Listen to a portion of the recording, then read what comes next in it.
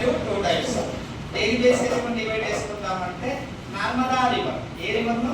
Narmada రివర్ను base చేసుకొని రెండు రకాలు డివైడ్ చేసుకుంటాం. నర్మదా నదిని బేస్ చేసుకొని టూ టైప్స్ డివైడ్ చేసుకుంటాం. చూడండి, ఏ రివర్ను?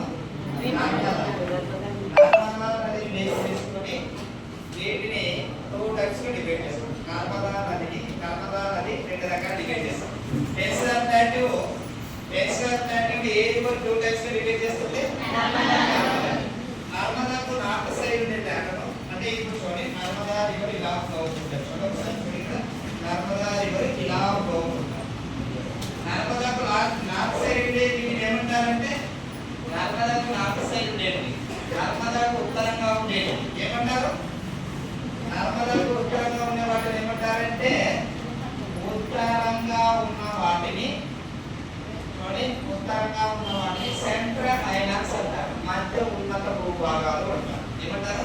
Central islands. చెప్పండి, ఏమంటారు వీటిని? సెంట్రల్ ఐలాండ్స్ అంటారు. మధ్య ఉన్నత భూభాగాలు, సెంట్రల్ ఐలాండ్స్. చూడండి, దీని ఏమంటారు? మధ్య ఉన్నత భూభాగాలు. మధ్య ఉన్నత భూభాగాలు అని ఏమంటారు? మధ్య ఉన్నత.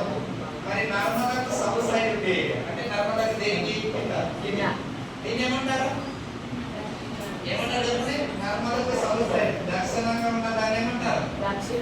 చెప్పండి, దక్కన్ పీఠభూమి, దక్కన్ ప్లాట్యూ అంటారు. ఏమంటారు? దక్కన్ ప్లాట్యూ అంటారు. దక్కన్ ప్లాట్యూ. నర్మదాకు నార్త్ సైడ్ ఉండే ల్యాండ్ మధ్య ఉన్నత భూభాగం, సెంట్రల్ ఐలాండ్స్. నర్మదాకు సౌత్ సైడ్ ఉండే ల్యాండ్స్ దక్కన్ పీఠభూమి. ఏమంటారు? ఏది డివైడ్ చేస్తుంది ఇక్కడ? నర్మదా రివర్ డివైడ్ చేస్తుంది. ఏది డివైడ్ చేస్తుంది? నర్మదా రివర్ డివైడ్ చేస్తుంది.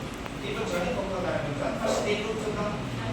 Central islands. ఫస్ట్ ఇది సెంట్రల్ ఐలాండ్స్. చూడండి, మధ్య ఉన్నత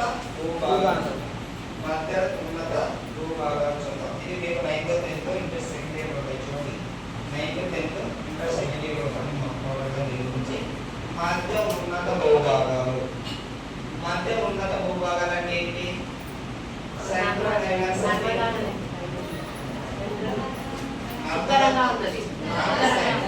ఈ సెంట్రల్ ఐలాండ్స్ లో మనం మెయిన్ దేని గురించి చెప్తున్నామంటే చూద్దాము.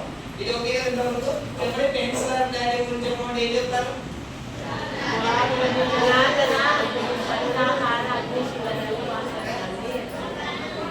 ఏ ప్లాట్యూ గురించి?